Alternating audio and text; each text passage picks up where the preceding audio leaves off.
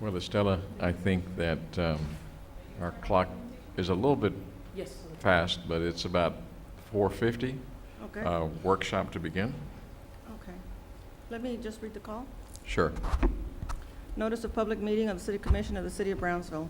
Pursuant to Chapter 551, Title 5 of the Texas Government Code, Texas Opens Meetings Act, notice is hereby given to the City Commission of the City of Brownsville, Texas, in accordance with Article 5, Section 12 of the Charter of said city, will convene a workshop and executive session and a regular meeting on Tuesday, October the 4th, 2011, at 4:50 p.m., 5:20 p.m., and 6 p.m. in the Commission Chambers on the second floor of Brownsville City Hall, Old Federal Building located at 1001 East Elizabeth Street, Brownsville, Cameron County, Texas. Workshop item A, discussion regarding the Brownsville Community Improvement Corporation's fiscal year 2012 budget. Mayor, members of the commission, my name is Delina Barrera. I'm the executive director for the Brownsville Community Improvement Corporation. What I'm going to start with is a little bit of background on BCIC and some of the funding that BCIC has provided over the years since its existence. Again, BCIC is a 501c3 nonprofit corporation. It does fund quality of life projects. A special election was held back in November 6 of 2001, and it was the first of 8 propositions to create a 4B corporation, which are now called Type B corporations. Again, this is the actual proposition that was on the ballot, which is, shall the City Commission of the City of Brownsville be authorized to reduce the existing Section 4A sales use tax for the promotion and development of new and expanded business enterprises from the rate of 1/2 of 1% to the rate of 1/4 of 1%, and concurrently adopt a Section 4B sales and use tax at the rate of 1/4 of 1% to undertake projects such as described in Section 4B of Article 5190.06, including but not limited to land, buildings, equipment, facilities, and improvements included under the definition of project under Section 5190.6. Projects for the promotion of professional amateur athletics and sports, including stadiums, ballparks, auditoriums, projects related to entertainment, convention, tourist, and exhibit facilities, amphitheater, concert halls, and public park facilities and events, open space improvements, learning centers, municipal buildings. Those 2 items have, in subsequent state legislation, been removed, and you can't use funding for learning centers and municipal buildings because, in essence, many cities just basically started building city halls and libraries, and that wasn't the intent of the legislature. There have been other updates to the actual legislation. Museums and related store, restaurant concessions, and automobile parking facilities, and related area transportation facilities, related road, streets, and water and sewer facilities, recycling facilities, and projects to promote New York expanded business enterprises, including public safety facilities, streets and roads, drainage and related improvements, demolition of existing structures, and general improvements that are municipally owned, development or redevelopment of closed military bases, development and expansion of affordable housing, as well as any other improvements or facilities that are related to any of the above projects required for suitable or the development of water supply facilities or the institution of water conservation programs, and any other project that the board determines will promote new or expanded business enterprises, and the maintenance and operation expense for any of the above projects. In essence, what the city did at the time when they did do that particular proposition was to use the large overreaching general language. Again, and the board, currently we have Dr. Gowan as the chair, Dr. Benavides the vice chair, Blanca Perez Moreno secretary, Hernandez Garza, Holloway, and Troani. Again, the board does serve, the board is appointed by the City Commission, serves 2-year terms for a max of 2 terms. The mission is basically funding quality of life projects. For this fiscal year, funding, historically what the board has done is put out funding applications to have organizations apply for the funding. For this year, the funding applications were released on September 20th, 2011. I did forward all those applications to any and all previous applicants and or anybody else who throughout the year has asked about applications. We also have it on the website. And the applications are due December 19, 2011. Again, for the prior year, in essence, the funding application, the board does review the funding application. They also reviewed the guidelines. Last year, they released it on September 23rd, 2010. They were due on December 15th. The board reviews the applications for merit and reasonableness of costs, applications that are recommended for funding. The law requires for us to go on ahead and have a public hearing, and then the applications are brought to City Commission for approval. And I'll just go through this quite quickly. It was in your packet, but just so that the commission could have an idea of the various, and this is by organization that that BCIC has funded in the past, from the Boys and Girls Club of $140,000, Brownsville Botanical Gardens $97,000, the Community Foundation $58,000 for the Resaca de La Palma Battlefield Projects, Brownsville Historical Association $238,584, and again, those are a series of projects over the years. The Brownsville Museum of Fine Arts, $1.4 million, that was toward the initial construction of that building. The Tennis Association, $64,114, that's also been for a couple of different projects. Camille Players, $158,000, also for several projects. Children's Museum, $1 million, that was for the exhibits and furnishings when it was first being built. In the city of Brownsville, there's also been various projects. The bicycle project, $70,000, that was this past year. The bus, $225,000, again, a couple of projects which help meet the local match for them for the federal funding. Historical Battlefield Trail, those were the signal lights, the walk, don't walk along the trail. That was done in conjunction with a match with the, also with BISD. The COB Prentice Cassell Trail, $100,000. The fire department for the restoration of the truck. The health department, again, several different projects. Heritage Department, that's one that they're wrapping up, which is the architectural design guidelines for the downtown for the city. The COB Market Square Rehab, that's an upcoming project. Parks Department, again, this is accumulation of various projects throughout the city parks to improve existing parks, to maintenance equipment, and even the construction of the maintenance building. The Planning Department for the comprehensive plan. The CAF Museum has been, it's been a series, and it's been for the roof of that particular building, which is a city building. Foundation for Brownsville Sports. The Gladys Porter Zoo, again, that's also been a series of various projects over the years. The Gorgas Science Foundation, Historic Brownsville Museum, that's a current project, which is the roofing that's currently being in process. Healthy Communities, also Keep Brownsville Beautiful, a multi-purpose concept. The Palo Alto National Park Committee, Pan American Roundtable, Sable Palm, South Texas Film, then the United Brownsville, West Brownsville Little League. Again, so you can see it's a multitude of different organizations and projects that have been funded over the years by BCIC. Again, our revenue is primarily a quarter-cent sales tax. It's based on the future projected revenue from October through September. Historically, for the budget, what we have used is extremely conservative estimates because it being our primary source of revenue and the volatility of the sales tax revenue. We've been extremely conservative with those funds as far as using what we call a working budget. So from 2004 2007, we actually used the 2008 budget numbers, 2008 to 2011. We used the 2005 numbers. Now in fiscal year 2011, they did revise the budget up to 3.6 to be able to add more monies to the project category so that more projects could be funded.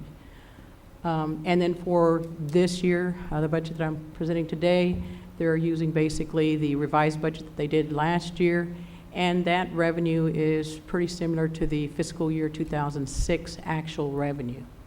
Again, the way that it works as far as sales tax revenue, there's basically a 2-month lapse between when the monies are actually generated and when they end up inside the account. For the fiscal year 2012 projects, reimbursements would actually begin in October of 2012.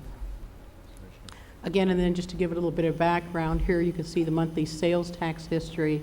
So you have fiscal year 2012, they started generating the revenue at mid-year. So for the first fiscal year of funding, which was 2003, they actually had 2 years, about a year and a half of revenue to be able to use at that point in time. And then this also shows you, and these are generated by the finance department here at the City of Brownsville. This is the sales tax comparison And these are based on actual revenues, and these projections are what the Finance Department has put together. So we will be a little bit above the actual projected revenue for fiscal year 2011.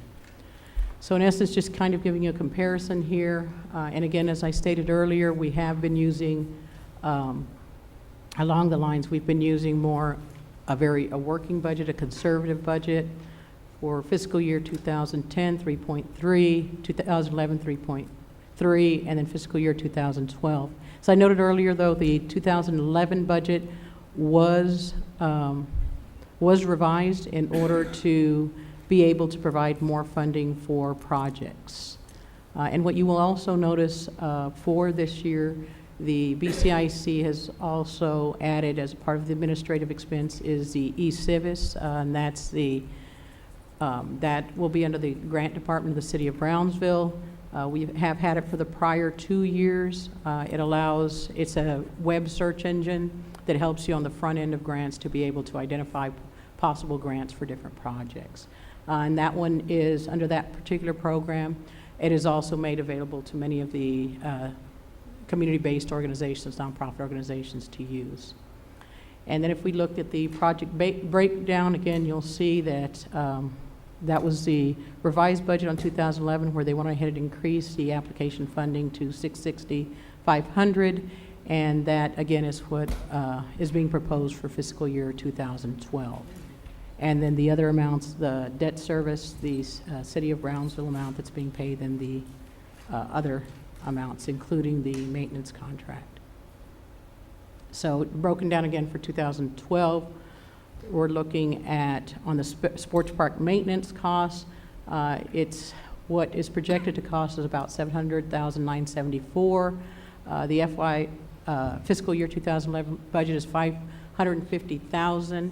It's reduced by the amount of revenues that are generated at the sports park.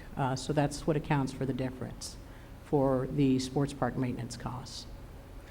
Again, this is just a pie chart showing the breakdown as far as administrative costs, the amount of going into contingency, and then projects as a whole. So this last sheet, and this is the sheet that, again, you have it both in your packet as far as the workshop and also as the action item, is what the board is recommending for the budget for fiscal year 2012. What you will note at the very bottom, because that was a question that was raised by the board, is that we do have in essence, monies that are there in BCIC. One of the reasons that we keep that amount of money is because, in essence, again, we're working off projected revenues, so we need to have money in the bank to start the year to be able to pay for the expenses that come up. Questions or comments? I have a little question. Yes. Okay, of the estimated $3.2 million for fiscal year 2012 budget, approximately $2.6 million is earmarked for the sports park. How long can we anticipate that to be? When can we expect some of those monies to free up for other citywide projects? Okay. What we have is, if you look at the, let me move that forward. Oops.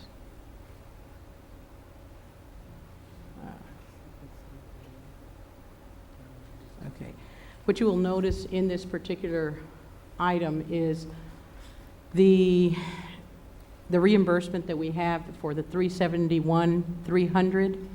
That one will clear out, and that's the first one that will clear out, which is a 10-year debt on February 15th of 2018. So that will be the first one, and that's the amount that we're giving for the city for a CO.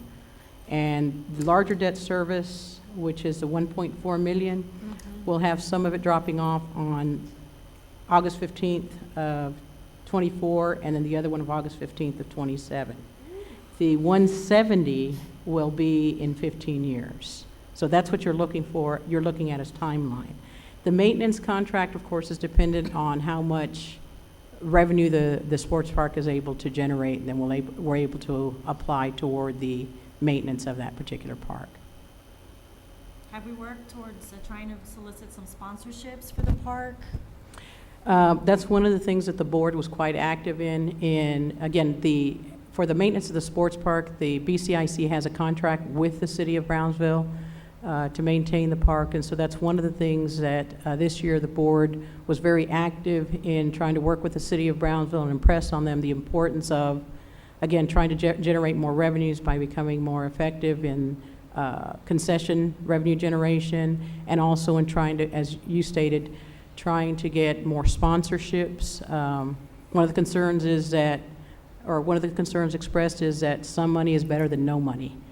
So that to be more diligent about working on getting more sponsorships. So yes. Commissioner, let me just enlighten you just a little bit, if I may. I think, Doctor, I was at your last meeting, and one of the things that, and I think you have a genuine concern and a real, I think we have a situation that needs to be looked at even harder than what we're doing right now.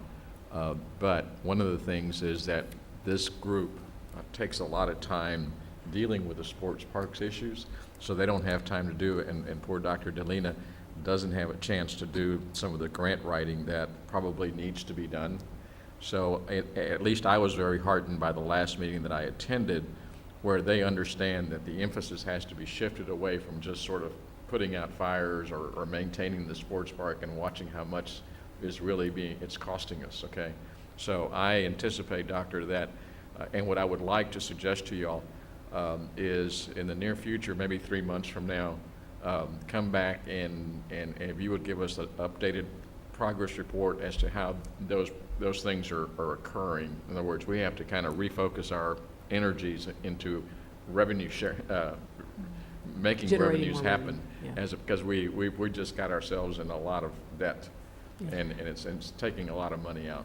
Well, not only that, there was a time when BCIC used to fund city projects, particularly the parks department would receive about $1.5 million. And now that that money is no longer being received by them, where do you think it's coming from? Yeah, no, Our no, general fund. and I understand it fully. That's why I think Doctor has been really, working hard. I mean, I think what happens is we got caught in a situation, it's like anything else, that a lot of our resources are going into that particular project, and we're going to have to figure out how to reconfigure all that with everybody's help, I think. But don't let up the gas on this one. I mean, we have to do something here. And Commissioner, I think the other emphasis also is that the parks start focusing on trying to bring more events or activities that are coming from, that will bring people from outside the area, as was intended to for this particular park, so that we have external revenue coming from outside, because we don't need to recirculate our own monies here in Brownsville, but bring external monies from other places throughout the state and the country through the projects, to try to focus more on generating activities and events that will bring people from a further distance so that they can spend money here. I agree, and I would like to see the sports park staff come before us and provide us with that kind of report, as opposed to the CVB coming here and saying, I know that they help, but ultimately, sports park staff is responsible for doing that. I think that's a good point. Doctor, could you tell, how big is, for the purpose of general knowledge, how big is the sports park, and how much other land do you have available for additional activities? The sports park is 150 acres. The acreage that has not been developed specifically for amenities is about 50 acres. However, within that 50 acres, what the decision was made, because it would be more cost effective, is that in essence the infrastructure, most of the underground things are already there and ready for hookup, so that when whatever was decided should go into that additional 50 acres, we would be able to move quickly. Okay, so we've got 150 acres, 100 of which we're utilizing and 50 which are out there. Approximately, yes, That sir. they're prepped to go. Yes, sir. Okay. Mayor, and unfortunately, what happened once I was chair at the time that this happened, that's when prices tripled. I mean, we went where our budgets. I mean, the cost of cement, the cost of asphalt, the cost of tubing, everything that we needed to put in the infrastructure, tripled. I mean, literally, HNTB and Spoglass tried as best they could and held the best prices that they could, but there was just some items where It was just You know. impossible, and we were already into construction, and it was do or don't, and we Yeah. had to do. No, Well, no, no. with that in mind, we should have voted otherwise You weren't when on it the came commission. before us. And I voted against it, and you voted for it. Yeah, Anyway, and it passed. well, we'll deal with the issue as it is. Again, we got a certain size of the pie. We'll have to increase the pie and the revenues so that we can kind of address the issue. But it's definitely an issue that needs to be followed, Commissioner. Yeah. Thank you. And- Thank you. Thank you, Doctor. Thank you very much. Stephanie, I think you're up next. Estella, what's, Workshop item B, the Office of Grant Management report for all grant-related activities in fiscal year 2011. Good evening, members of the commission, mayor. We're here today to give our progress report or semi-annual progress report. I just want to give an update. We've come a long way since our last meeting, so. Okay. Well, now, we are a staff of 3. We're no longer just 2 grant writers. We actually have an administrative assistant, a fiscal tech 3, so that really helps with processing the grants, organizing the grant management all together. She's a lifesaver, so we're grateful for that.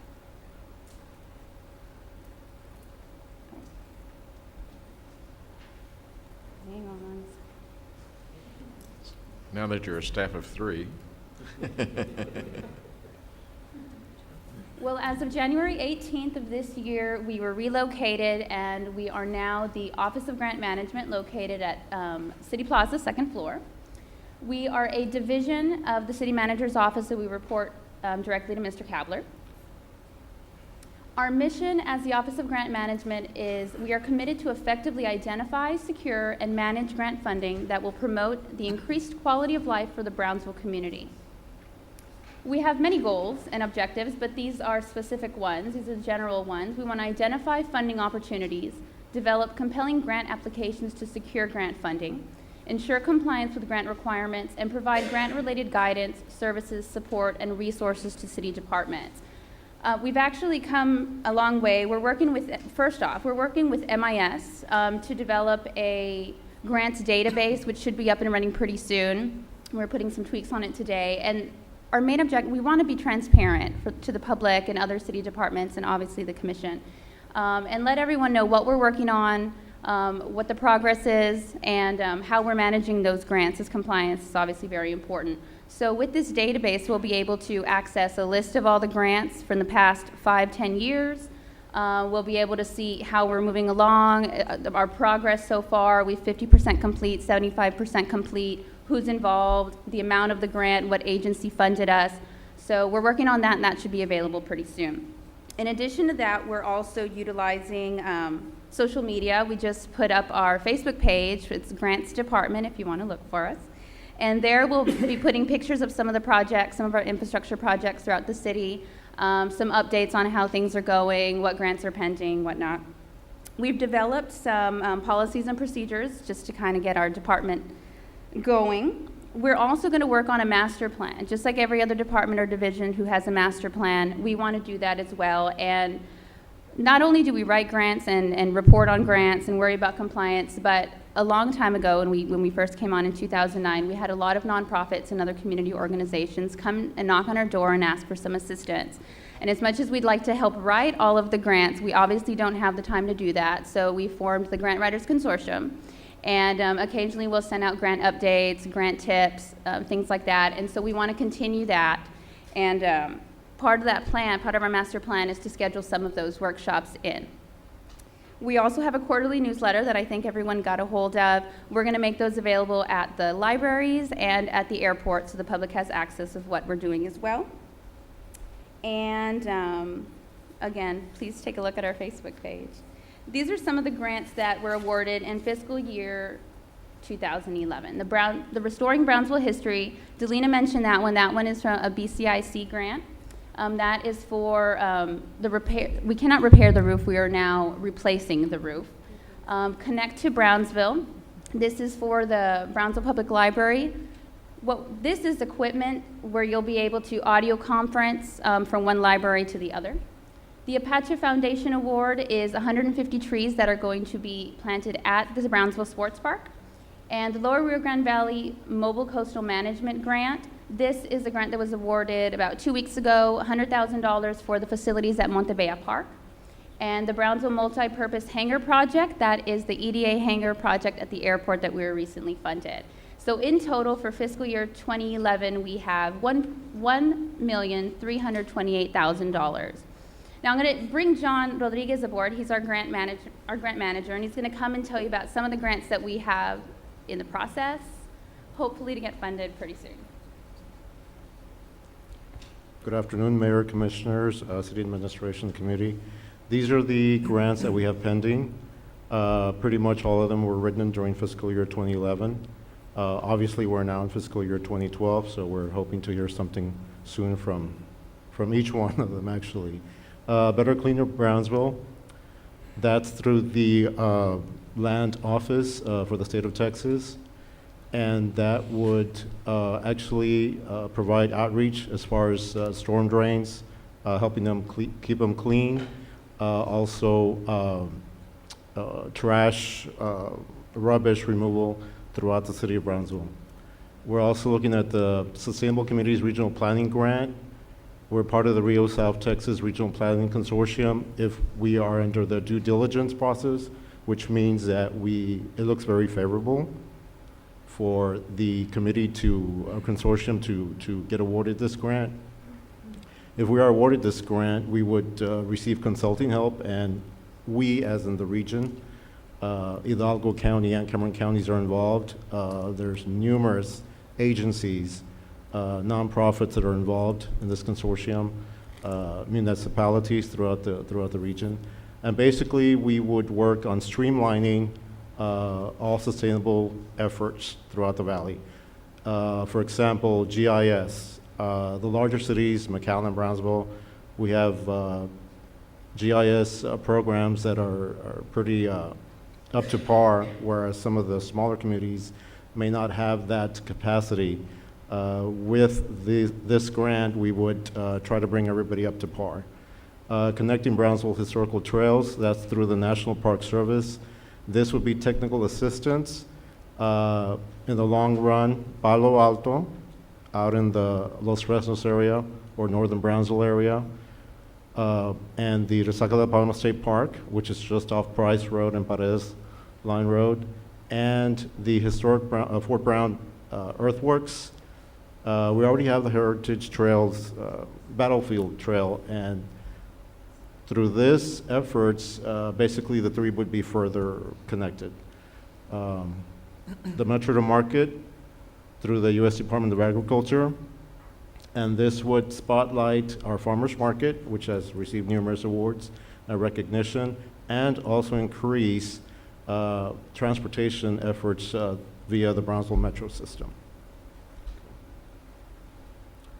We're also looking at the Lower Rio Grande Valley Mobile Coastal effort, and that would be for $100,000. That one, we're also under due diligence. Again, that indicates that we have a very favorable chance of receiving this award.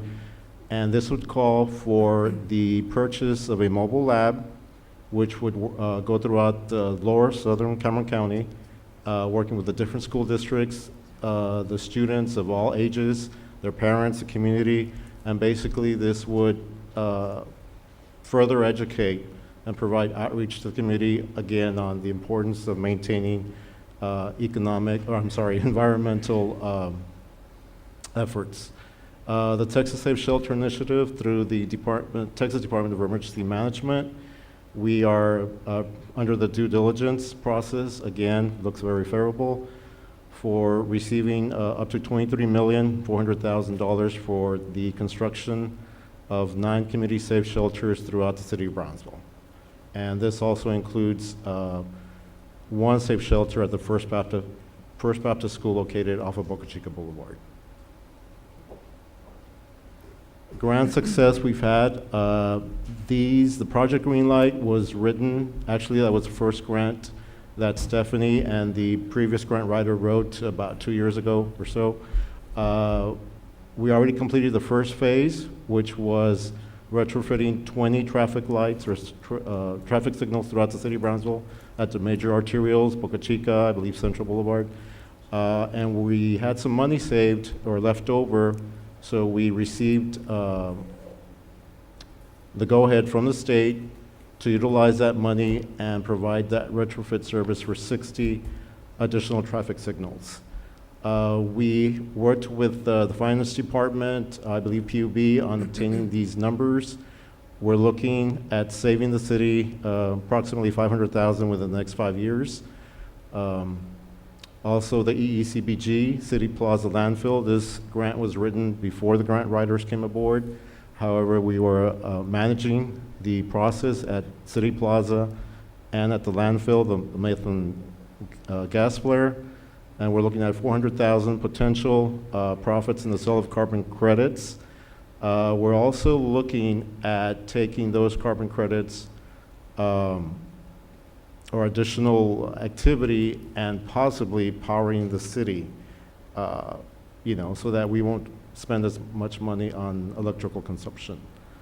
And we had some money left over, so now City Hall, the building we're in currently, is also going to receive some retrofit activity.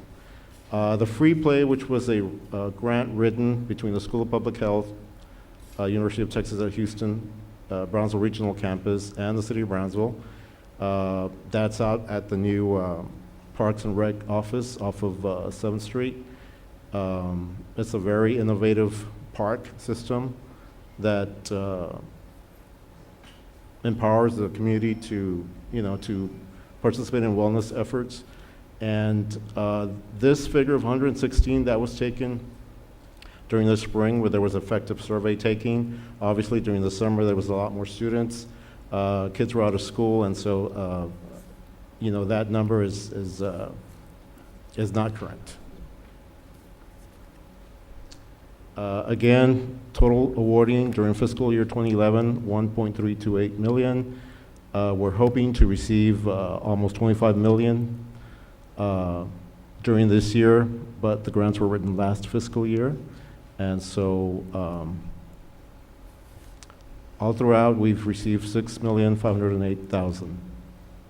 And I return this to Stephanie. So as you can see, we've not only been awarded some grants, but the grants for infrastructure projects and programs, but some of the grants that we've managed, we're now saving a tremendous amount of money, especially with energy savings. And we're managing it so much that we're able, to work with finance and utilize the remaining funds for additional projects.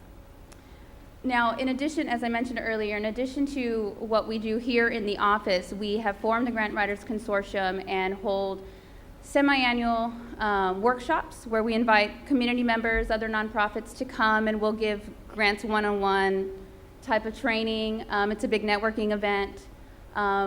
We have also participated in United Brownsville Legislative Summit.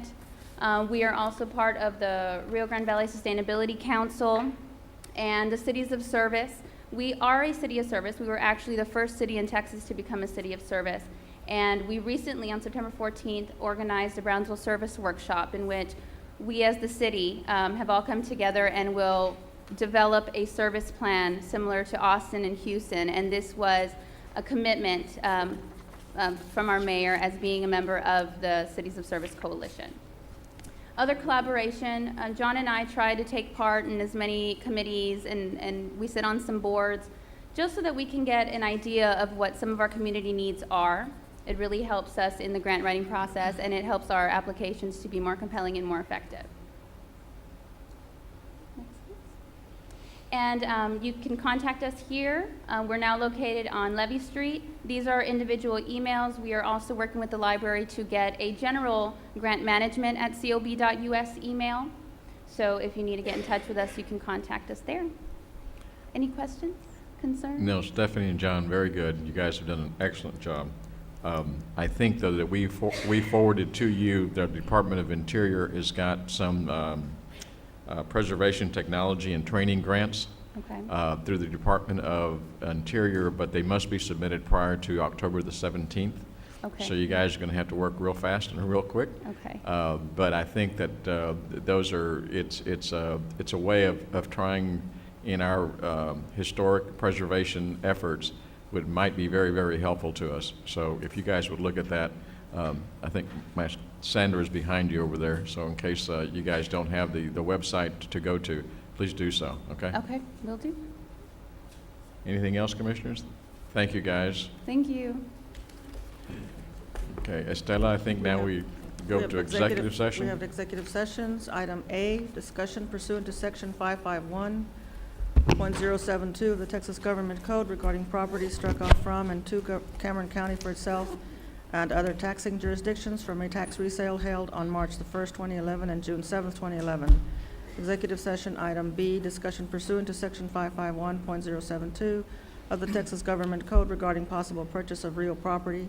Executive session. Item C, discussion pursuant to Section 551.071 of the Texas Government Code in connection with pending litigation styled and numbered BFFA Local 970 versus City of Brownsville, cause number 2011-DCL-5738-E. I move to go into executive session. Second. All those in favor say aye. Aye.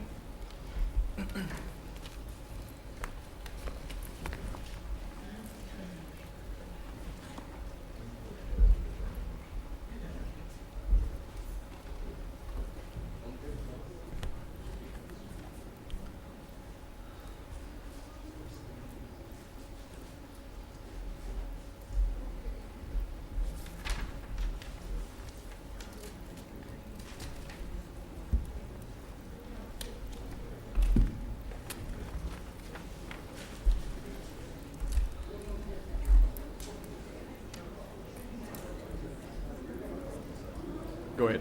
Pledge of Allegiance. Huh? Pledge of Allegiance. Pledge of Allegiance.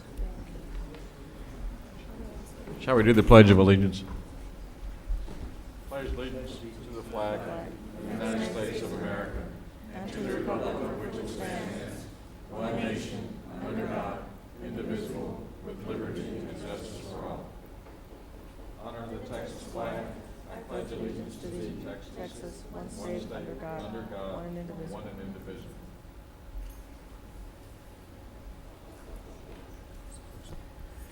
Let us pray. Father God, we thank you that you love us right where we're at. And Lord, I thank you for this nation that you've blessed us with. I thank you for the city of Brownsville. Lord, help each of us living here in Brownsville to first of all be honest with you, to be honest with each other, and so that you can lead, guide, and direct us. Lord, I thank you that you blessed us with these leaders that are here before us today. I ask you to lead and guide each of their decisions that they make in this meeting. Let it be good for the city of Brownsville. Lord, we thank you and praise you for all these things in the name of Jesus Christ. Amen. Amen. Brad, would you lead us in a little bit of a prayer?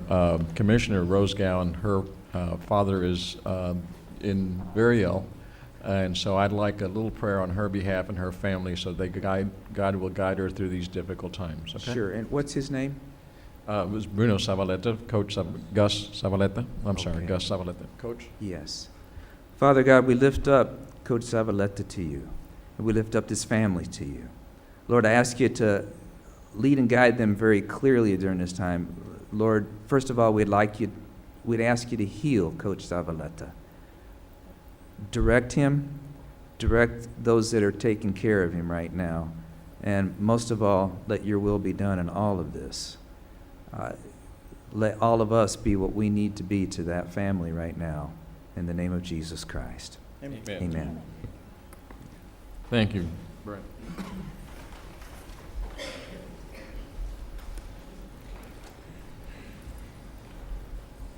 Okay, Stella? Action on items discussed in executive session. Item A, discussion and possible action on the resolution numbers 2011-056 through 2011-061, approving the various bids received from the tax resale held on March the 1st, 2011 and June 7th, 2011 for the properties as listed.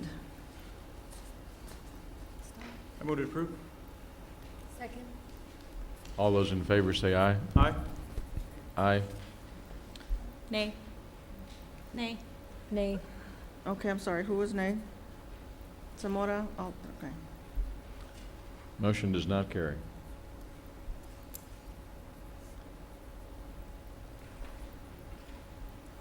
Item B, discussion and possible action regarding acquisition of the Cueto Building as part of the City of Brownsville's efforts in regard to downtown revitalization.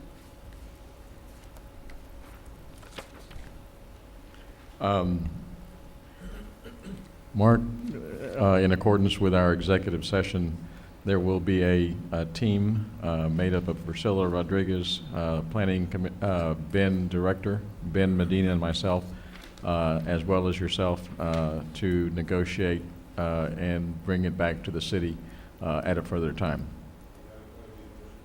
That would be a motion. A second. All those in favor say aye. Aye. All opposed? Motion carries. As far as the mayor's report, all I just ask you is to pray for Commissioner Gowan and her family. Keep her in your prayers and in your thoughts. Commissioner Longoria, do you have something? Did we go to C? Did we do C? You want to say? Yes, sir.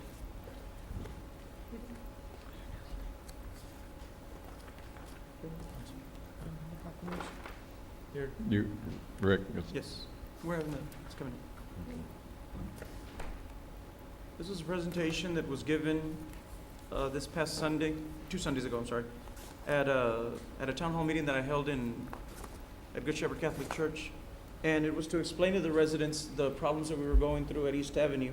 And the people that were present seemed to be, I don't want to say happy with what was going on, but they were given an explanation that they felt that hadn't been given to them.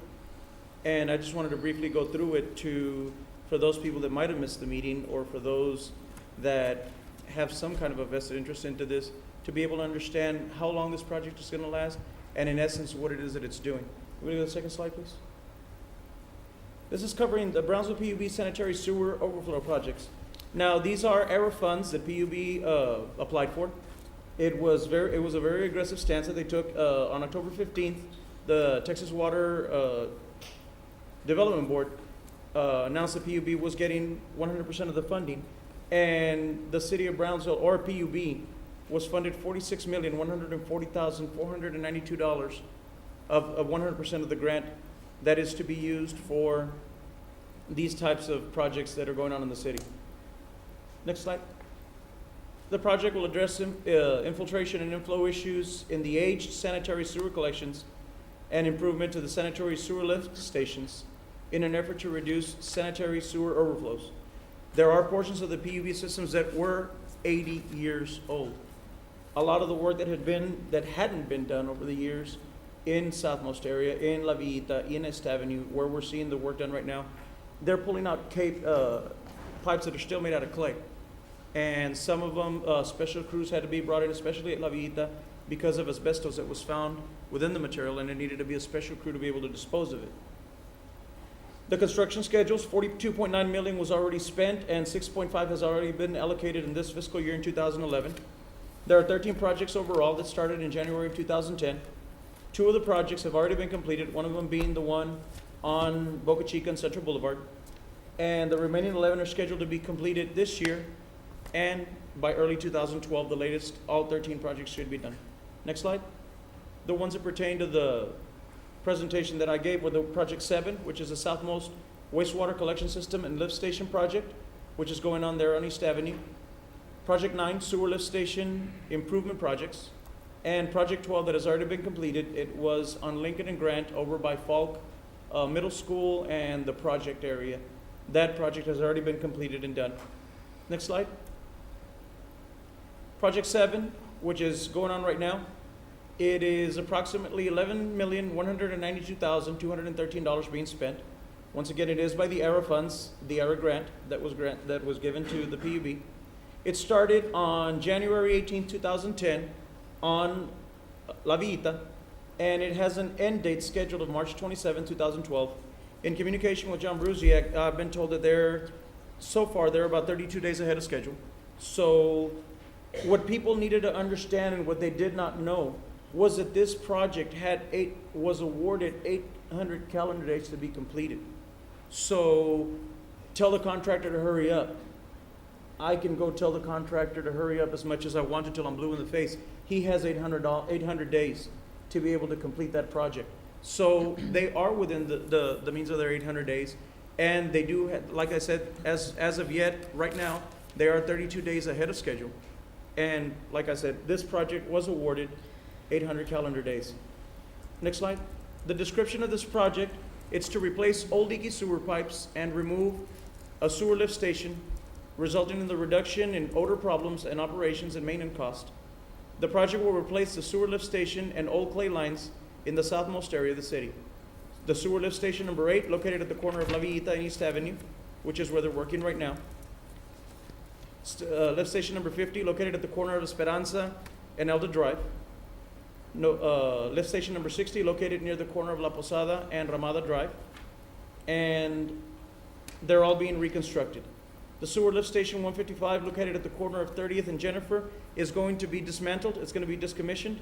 And there's going to be 2 new lift stations added on Southmost Boulevard that are going to be taking away all of this. It's an unsightly project right now. It's located on Jennifer, and it is covered with cedar fencing. And it's been an eyesore for the community for as long as it's been there. And included in this project, there are 30,800 feet of gravity sewer collection lines of different sizes that are being installed. So this will be up to par come February, March of 2012. This portion of the city will be up to par with lift stations, with sewer lines, with everything, making it compliant and, giving it a better life for the next 15, 20 years. Next slide, please. Project 9, like I stated, was the lift stations. The cost of the lift stations was $2,336,290. Once again, it is financed by ERA, and it had a start time of January 18, 2010, and an end date of February 27, 2012, giving it 771 calendar days. And this is the money that is being spent on replacing those lift stations. A lift station doesn't cost $100,000.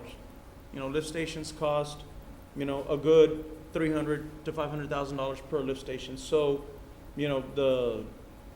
for this money not to have come from the ratepayer, from the citizen of Brownsville, this was, yes, it's taken a long time, but it is giving these portions of the city very much needed infrastructure work, and it's at no cost to the city.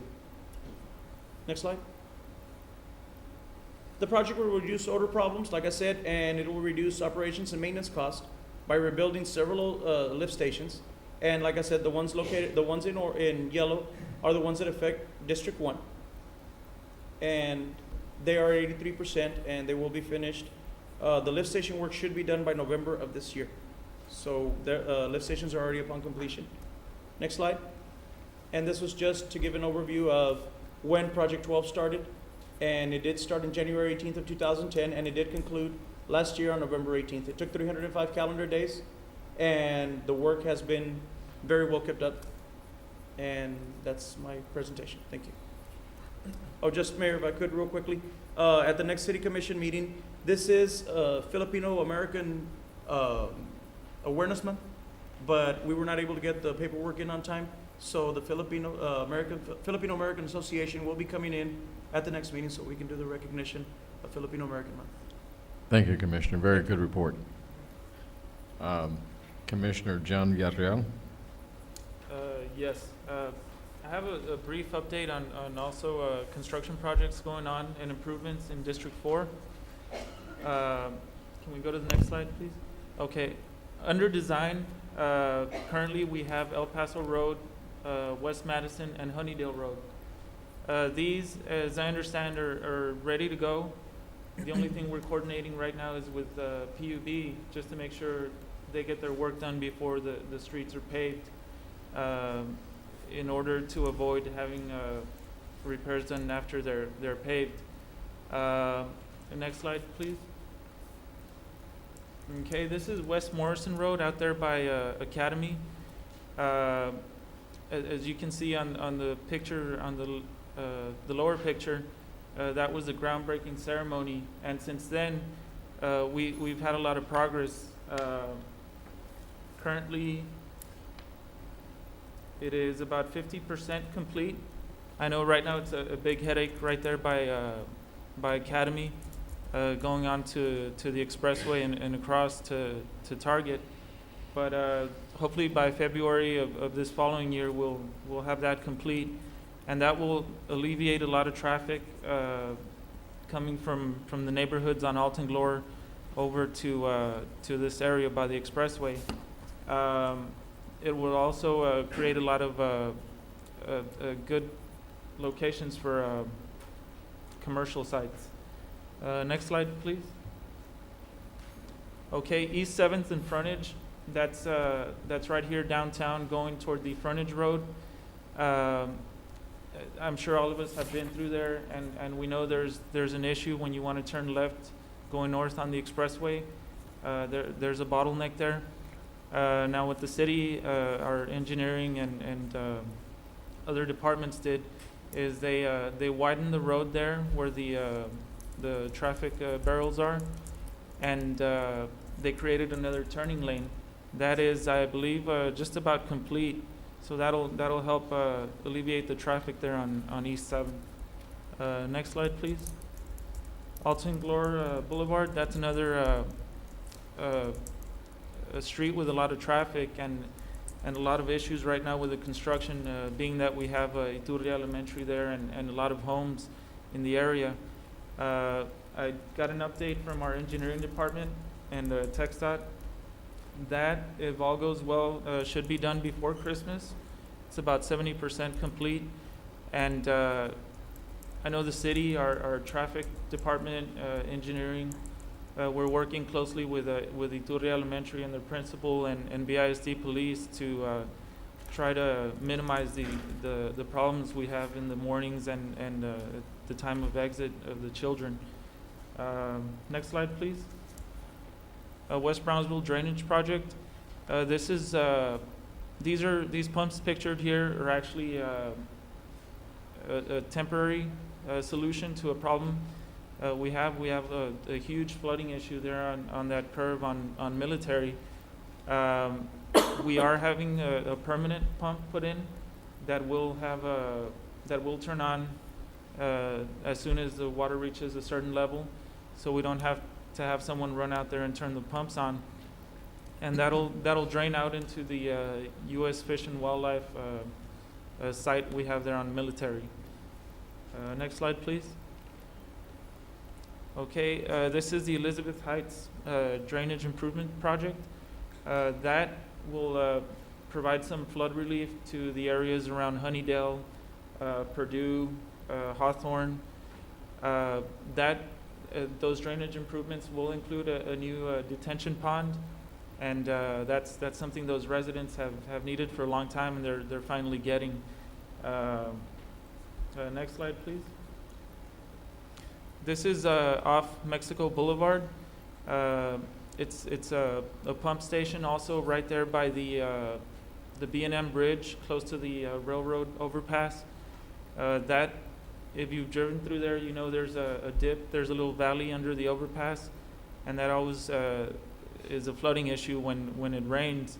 So this is just about complete. They're completing some of the electrical issues, but if I'm not mistaken, it's just a matter of days that one will be up and running. Next slide, please. Okay, this is a project that it's being worked on by several of our city's departments. We have traffic, we have health, public works, and we're all working with Union Pacific in order to clean up this yard. It's out there going toward the old Amigo Land Mall, which is now iTech. Now this, right there, it's still in progress. It was full of trees, small saplings, brush. So it was just unsightly, and we're cleaning it up. And I believe the city is working also with the U.S. Border Patrol to maintain it once it's clean and free of brush, because it is an issue to them as well. It provides harbor for illegal immigrants and drug traffic. So that's a big improvement for District 4. I know that a lot of those warehouse owners there had that complaint. Next slide, please. Okay, this slide I decided to put in there because During my campaign, I was out there in San Pedro, which is part of San Pedro is in the city limits, and the other half is within the county. One of their main concerns was transportation, because we don't have a city bus route going out to San Pedro. The reason being is that there isn't enough demand, and it's rather expensive getting a bus there to have one or two people, if any. So while attending one of the Lower Rio Grande Valley Development Council meetings with where our mayor serves as well, I talked to Tom Logan, who used to work for our bus system. He notified me of a route that Valley Metro does have for San Pedro. It shows here the stops. And also another thing, if you want to go to the next slide, please. Tom told me that there's that 1-800 number on the bottom in the middle, and any resident can call and get picked up at no extra charge, just the regular rate. So anytime you need service out there, you can, if it's not within the scheduled, I guess the schedule they drive by, you can call that number and they'll pick you up. So that's another neat thing I thought I'd share with the residents out there. I believe that concludes the presentation. I know a lot of the projects that Commissioner Longoria mentioned, the ARRA projects, a lot of them are in District 4. I realize some of them have been taking a long time, but like Rick said, they fall within the time allotted in the contract. The reason you see a lot of these projects that seem like they're complete but they haven't been paved is because the engineers are still testing the lines and making sure that the ground doesn't settle, so they won't have to go in there and tear up the street again. But they are working on them. They aren't forgotten, and hopefully real soon they'll pave them over. Thank you. Thank you, Commissioner. Very good report. Proclamations, I think, are next. Estela? Proclamations, Senior Patrol Officer Diana G. Martinez.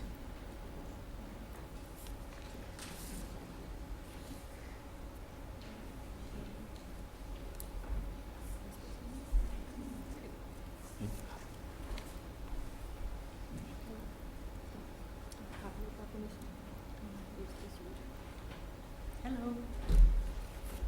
How are you doing, Jessica?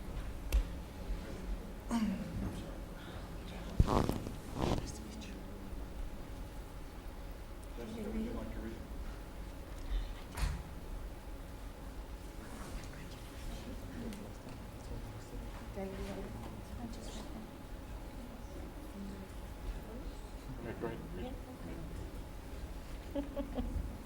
Yeah.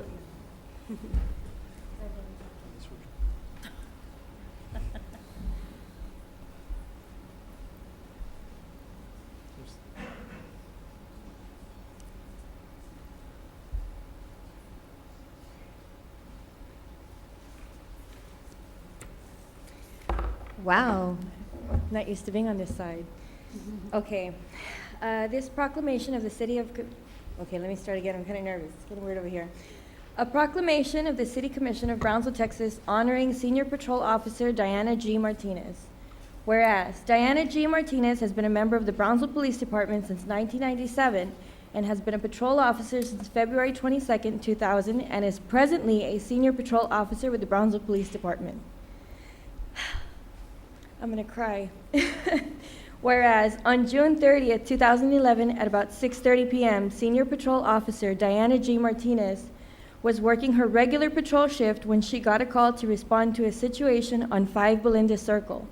And whereas, Senior Patrol Officer Diana G. Martinez, upon arriving at 5 Belinda Circle, discovered 11-year-old Luis Fernando Villarreal unconscious, showing no signs of life and apparently dead of accidental strangulation.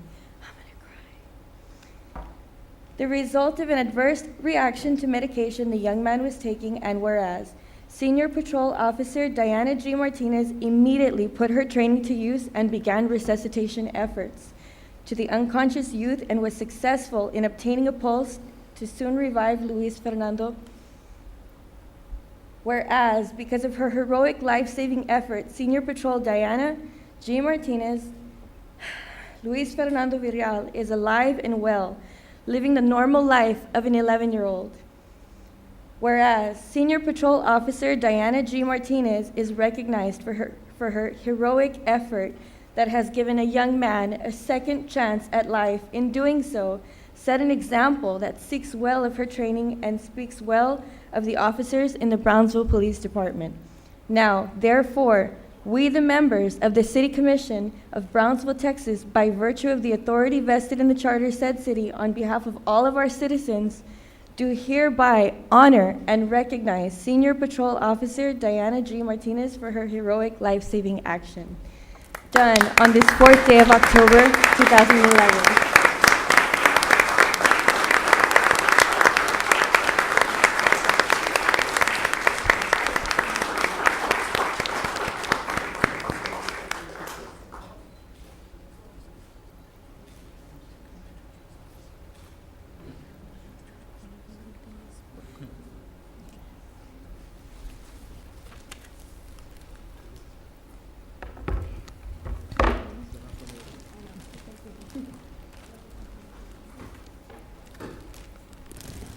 I would like to thank Honorable Mayor and City Commission for recognizing me.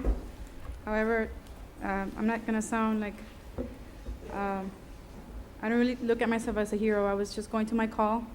I'm not going to say it was an ordinary call because it was not. I did take that call home with me that night because I do have a little boy, almost the same age. But I do know that any other officer in my situation would have done just the same. So thank you very much. Well, thank you on behalf of the city.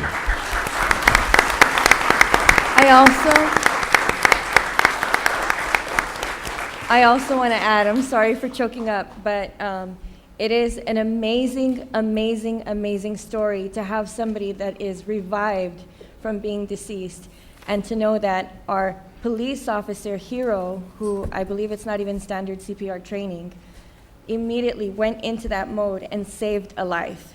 And we need to remember that these officers are faced with a lot of hard decisions, but she did the right thing, and because of her, there is one more person walking the earth.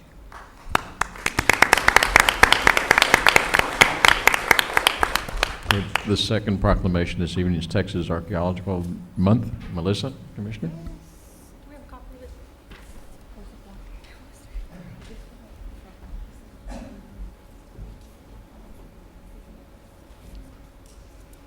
How are you? Good to see you. Melissa, do you want me to read or do you have a copy?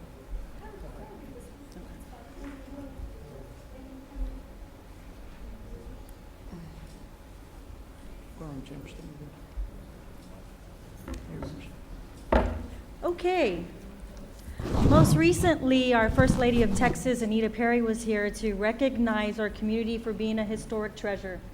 We all know that history and our heritage defines a community, and it is through the efforts of our local organizations, like those before us today with the Palo Alto Battlefield National Historical Park and the historic Brownsville Museum, that we're able to shine throughout the community.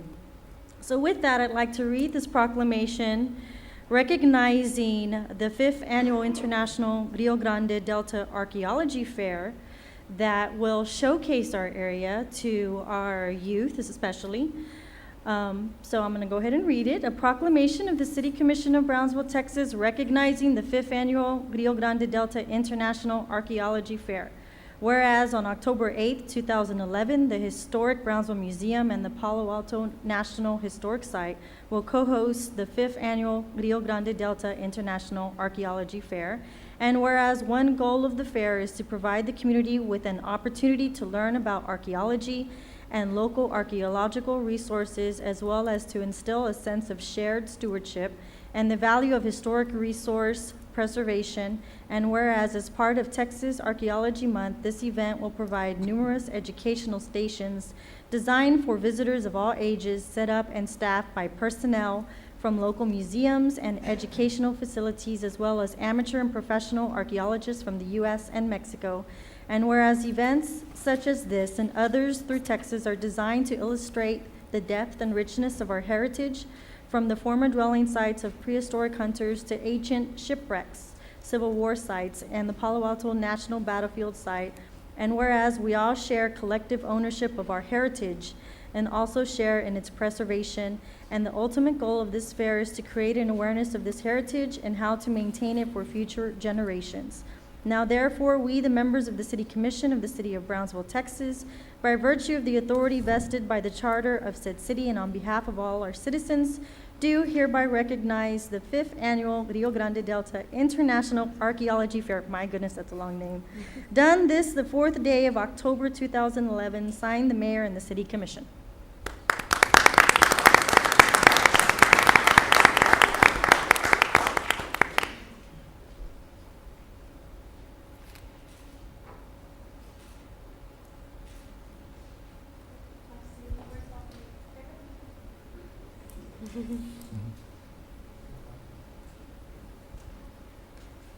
I would like to thank the mayor and the commission for recognizing the rich heritage of this area, and I would like to extend an invitation to everybody in Brownsville and of course the city commission as well to come out and join us next Saturday for our fair. I think you might learn something and you'll have some fun as well. Thank you again for the honor. Mark, I do want to tell the audience, and we've spent some good time together about the national park. And we're going to do our very, very best to promote you, make sure that everybody realizes not many towns that have a national park within their city limits. And Cameron County happens to have 2 national parks. So we are very happy to have you here. And we're going to do everything in our power to make sure that we do all the things that you and I talked about, okay? Greatly appreciate that, sir. Thanks. Thank you. Thank you.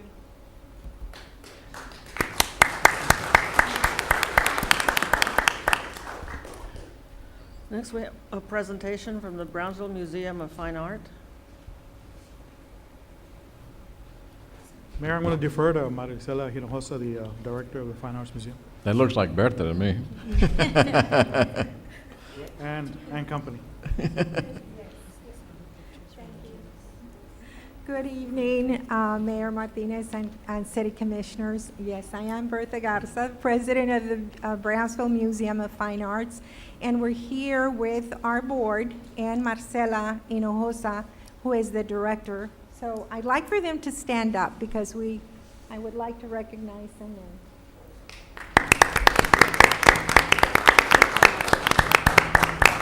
On behalf of the Brownsville Museum of Fine Arts, we are here to extend our thanks, most of all, for the support that you all have given us throughout the years, but also to extend an invitation to the biggest fundraiser in the year, and this is Dali. And for that, I'm going to have the expert in the arts to explain, which is Marcela. This is a very special invitation that we're making to all of you. So she's going to explain what we have done and what we're doing in this whole ordeal of Dali. Welcome, Marcela. Thank you. It's good to see you.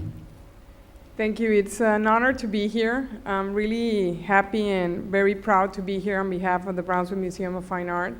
I was here last year as committee chairman for the Franchute Gala, inviting the commissioners. This year, I have the honor on behalf of the board to invite you all to our next gala.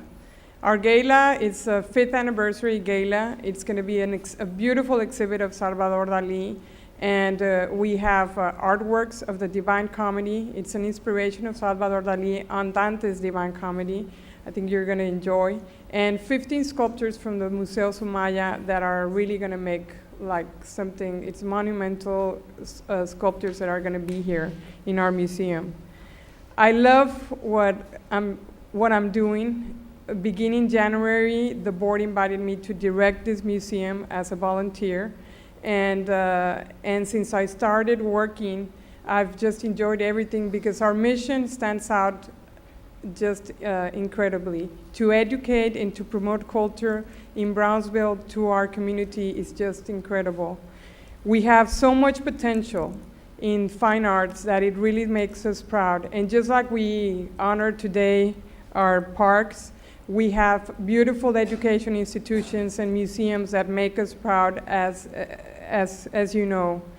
And this year, we wanted to briefly, just being here and remembering being here last year till right now, I just want to briefly tell you that we have really worked real hard to promote art, and especially we brought in, since starting January with the Frida Kahlo exhibit, more than 7,000 students to the museum.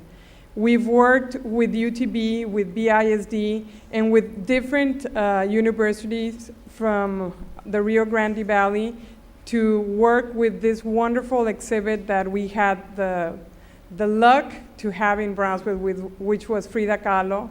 With ventures with other museums, we've worked really hard with our teachers in our community, and let me tell you, we have a lot of artists and a lot of really talented people in this community.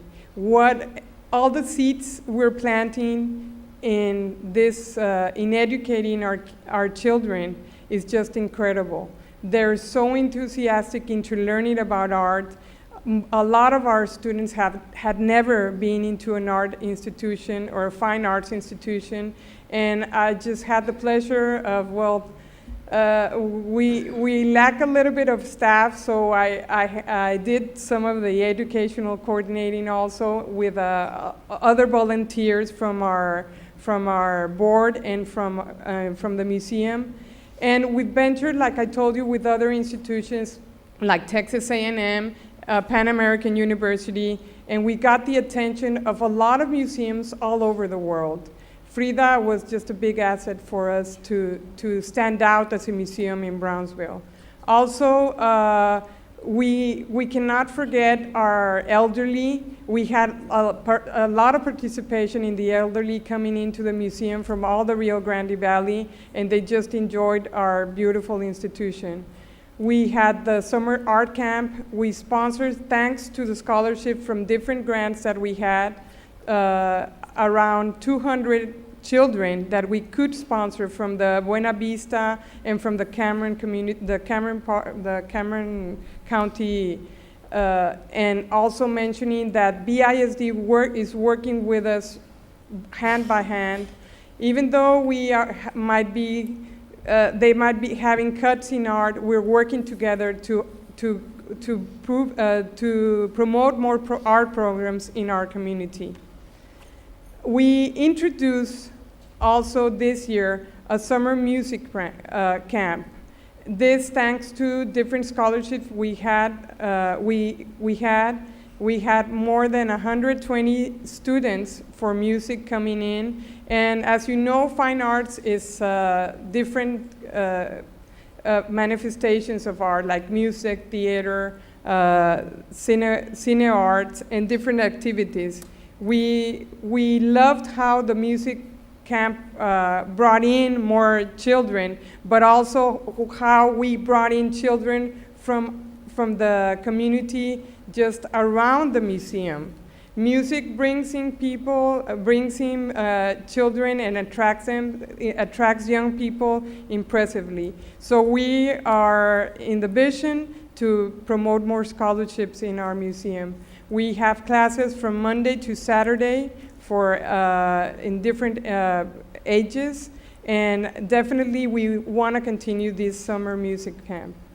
This is all, like I told you, our mission is education, but we have all these ventures with our BISD middle and high school competition, the 40th International Art Show, and the Student International Art Show, as well as the Congressional High School Art Competition, and the BISD faculty exhibit.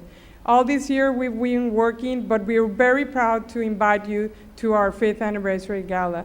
This is our major fundraiser. Without this gala, we cannot open doors next year, and we are proud to have you this year.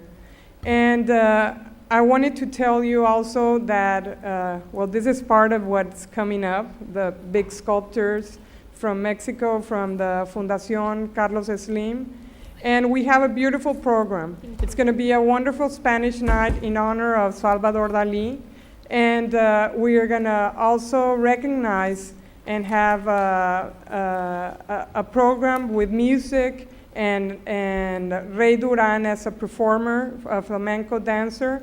And somebody also sponsored a presentation of 2 Spanish horses dancing in front of our museum. So I think it's going to be a night to remember. We want you to be part of it, as well as we want you to be part of our museum. This museum is the people's museum. It's the future of our students and of educating students in art. And we want to keep on working and opening doors for the community. We have already next year's calendar lined up. As you know, we're keeping and promoting our educational programs and bonding and all our education, the BISD and universities working together with the museum. But also, we've been planning to celebrate the zoo for its 40th celebration.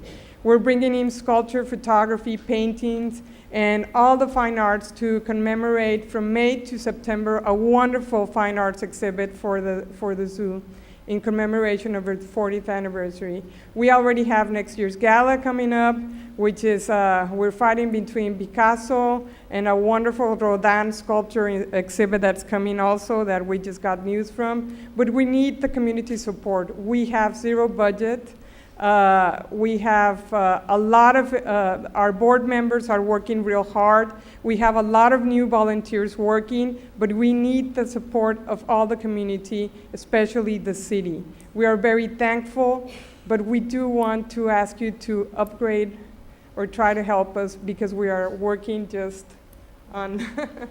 Well, I'd like to interject that we are very grateful to have someone like Marcela on as a director. This would not have been possible because she has helped us, and along with our wonderful board that is working very diligently to make things happen, to volunteer, to give all their expertise to a museum that is very well needed and very much needed in our community to uplift the level of our community. Marcela, with her connections, with her partners, she's been able to build partners throughout, within the city and out of the city, and we are becoming the entryway to the United States through art. And so I give my thanks to Marcela because she has passionately dedicated her time and effort as a volunteer, and she has given us an example as to what can be done by volunteering your knowledge. So I want to thank Marcela, and I want to give her a very big round of applause for her efforts and her leadership, because it has been her leadership and our boards, because our board is really working together to make this happen. This doesn't happen just because. It's a lot of hours, a lot of time. If you ever have the opportunity to go in there and have her give you a little tour, take your kids, a tour of an exhibition, you'll get out of there, a better person, having learned a lot more. Now, this is our expense for 2010, $3,059,300. This is salaries, very limited salaries. All the expenditures are, the biggest there that you all can see is the mortgage. And we have a $640,000 mortgage that it's very difficult to overcome. And so with maintaining the expenses, we need all the help we can get. And so, but here today is just to give you a view of what we're doing with practically a zero budget. So this is, we want you all to really look at that. Our museum is part of the new revitalization for downtown. It's the entryway right there as you come in. So we ask you that to reconsider, the the way we need to maintain this building and this going on. We have to continue because we can't go back. We have to go forward. Thank you. Thank you, Bertha. Thank you, Marcela. I do personally, and on behalf of the City Commission, thank you very, very much. I happen to have gone to all your exhibits. I've been to your competitions. I'm totally in love with the fine arts. So we'll try our very best. And like I said, with Pete's help, who doesn't like to give me any money, you know, we're trying to see every which way that we can possibly figure out other revenue sources, other revenue streams. I know I sit over there in the PUB, and y'all gave a fine presentation at that meeting as well. Don't give up on us. We won't give up on you, and we'll do our very best to do the best that we can. Thank you very much. Thank you so much.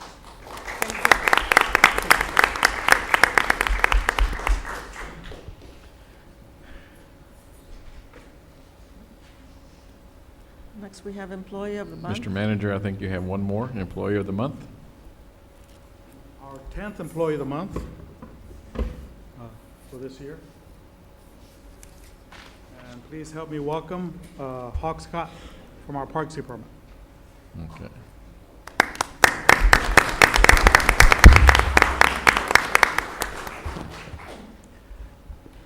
Most of you, I'm sorry. I just stand here? I think we got our two tallest employees here today, Mark Long. I think all of you that have any tenure with the city of Brownsville have met Hawk in all the events that we have had throughout the city. He is a wonderful asset to our, not just our Parks Department, but our city. In any and all cases where we need someone to work on a weekend or things like that, when he's scheduled to be off, he's out there with us all the time. Never says no. Never heard him say no to us. And as a result, our mission and our events work very well and go successful. And we have had a lot of events over the last few years, and still more coming. So we're going to need him to continue his new reputation of being Employee of the Month. And the fact of the matter is, he's going to have to continue to work and help us out. He is a parks manager. He's got 30 people under him. He graduated from the University of Texas at Brownsville and immediately started working for us after we found out he graduated, and we understood he could read and write and things like that. We really wanted him here. So as you can see, he is a kid at heart, and he fit well in with the Parks Department. He fits in well with the kids. In fact, a few months ago, we sent him on a trip with a lot of our Little Leaguers, and he drove them all the way to their destination and brought them all the way back. And the kids still call and ask for him. So he is very well liked and respected by all the departments, by our utility companies, and all the entities we work with throughout the city. And he's trying his best to be serious here. As Employee of the Month, he gets the plaque. Hawk Scott, Employee of the Month for, yes. It's easy to spell his name. Yes. The Employee of the Month pin. He gets a watch. Not that he needs it, he's always on time. Dodgers. It's not a Dodger, no. Not a Dodger watch. And of course, he's eligible for the Employee of the Year at our banquet in December. So congratulations, Hawk.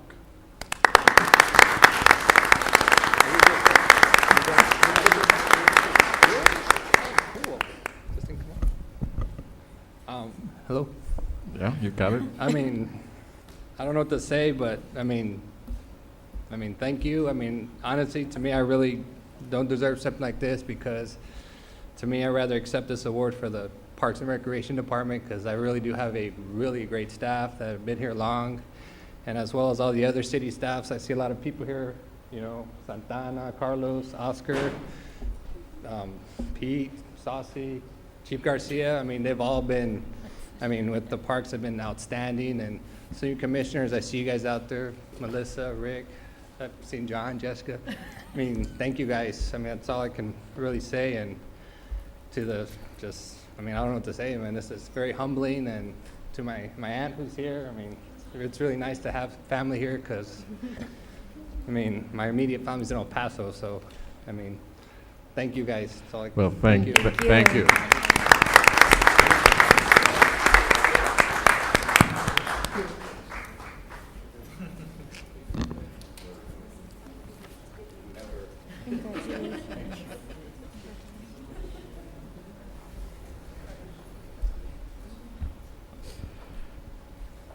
That's wonderful.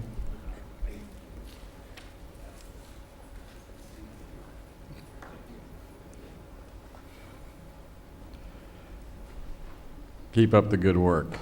And I see Santana back there. I saw the letter at the Brownsville Herald this week congratulating Santana also, so my congratulations to you. Item number 5. Item number 5, consent agenda items A through G. Move to approve. Second. All those in favor say aye. Aye. Aye. Any opposed? I'm Motion, going to abstain from voting on these items. okay. Abstaining from voting would be Estela Vasquez, Commissioner. Motion carries.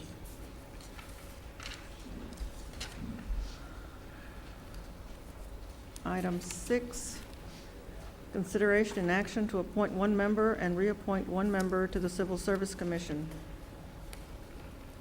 Mayor, members of the commission, I would request that we reappoint Andy Vega to the Civil Service Commission. Captain Ruben Garcia, retired Captain Ruben Garcia, has decided to not be reappointed and resigned.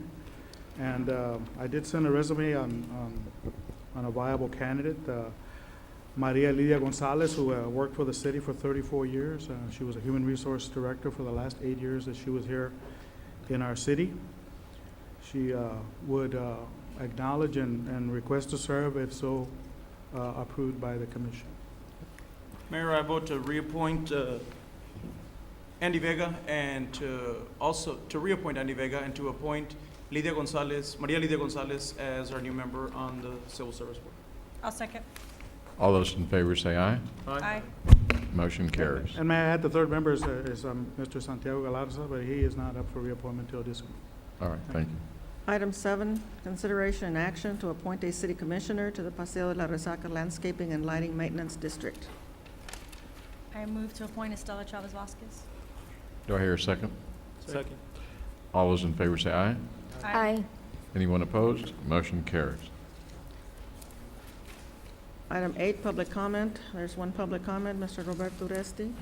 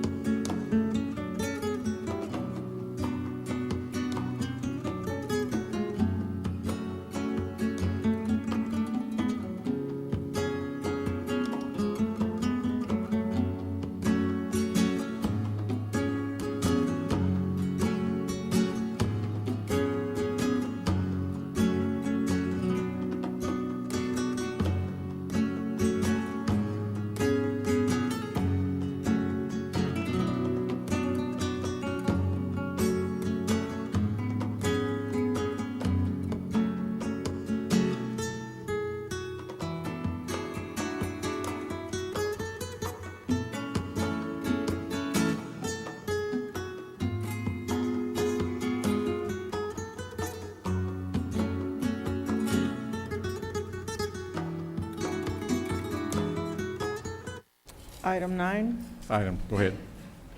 consideration and action regarding the Brownsville Community Improvement Corporation's fiscal year 2012 budget.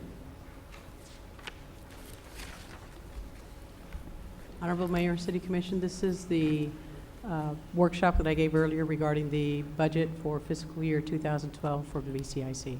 Okay, this is the action item that we had our workshop on this earlier today.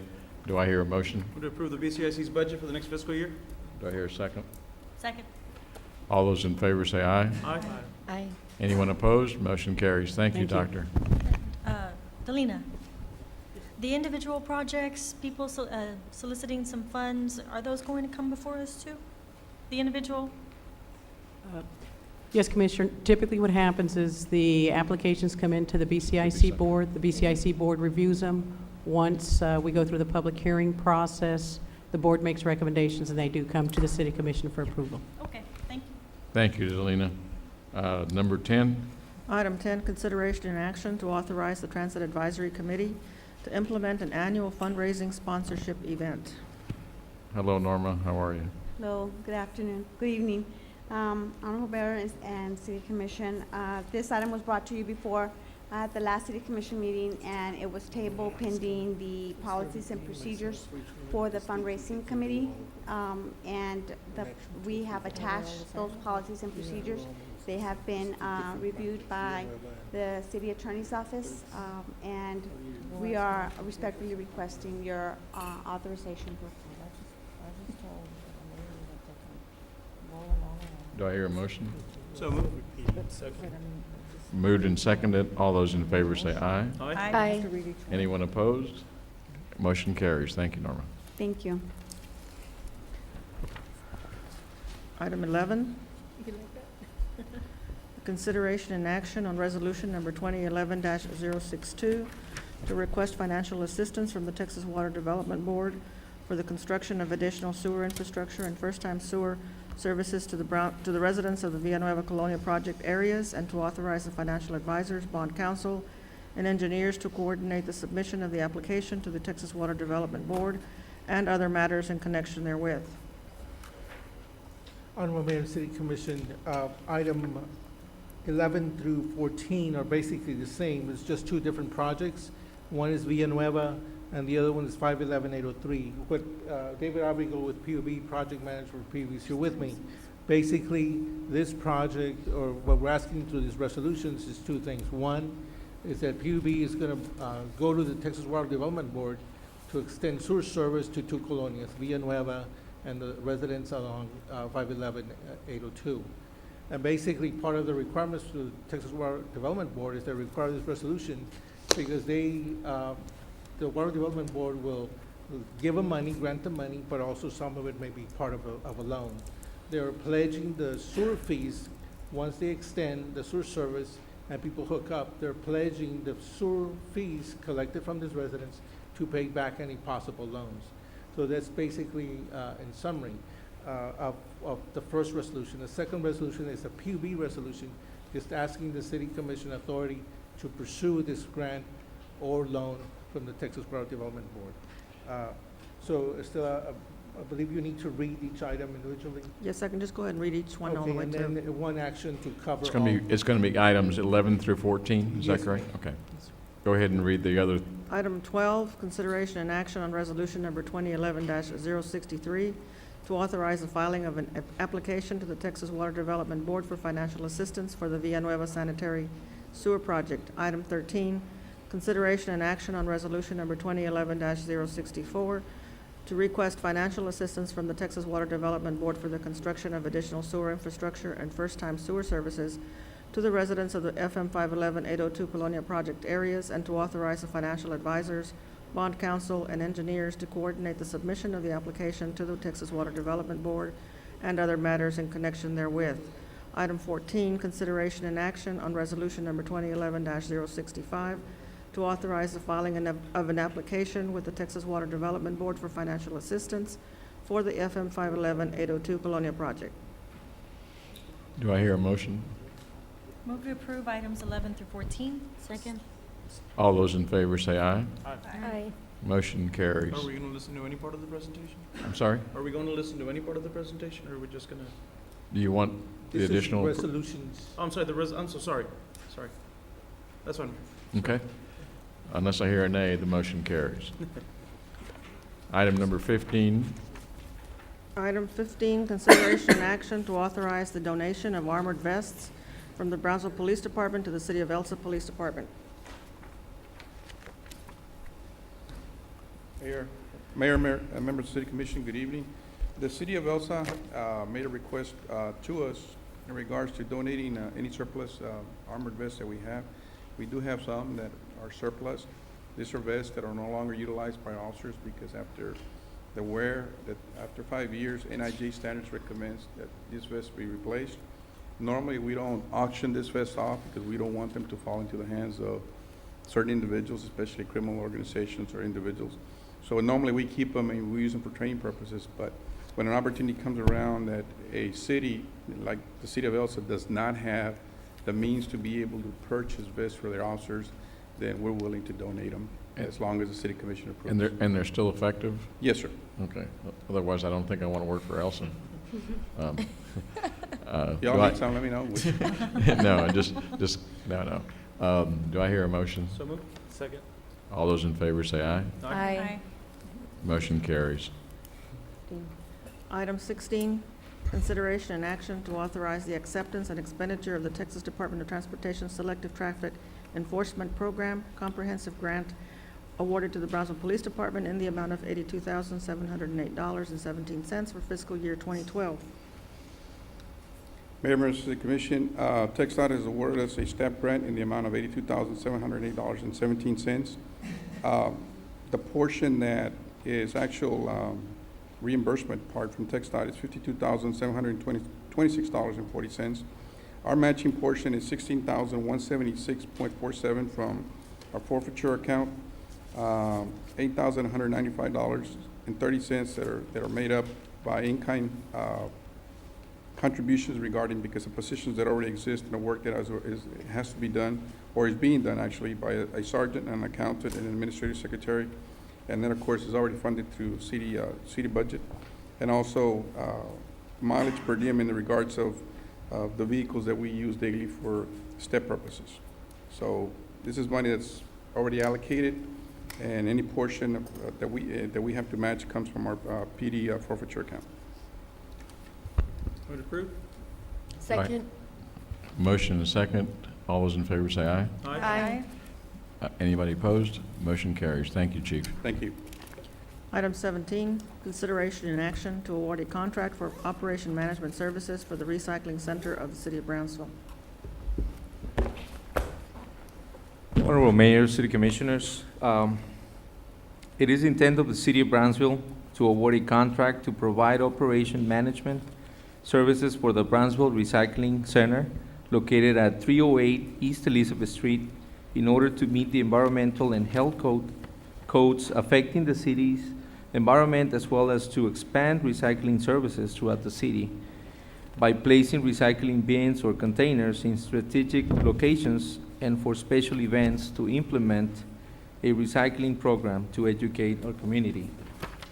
Therefore, staff recommendation is to award a contract, thank you, for operation management services for the recycling center of the City of Brownsville to ESD Ecologist Services and Dispositions Incorporated of Olmito, Texas, based upon the attached agreement. Now, this contract will occupy the premises on 308 East Elizabeth downtown without a payment or a rent.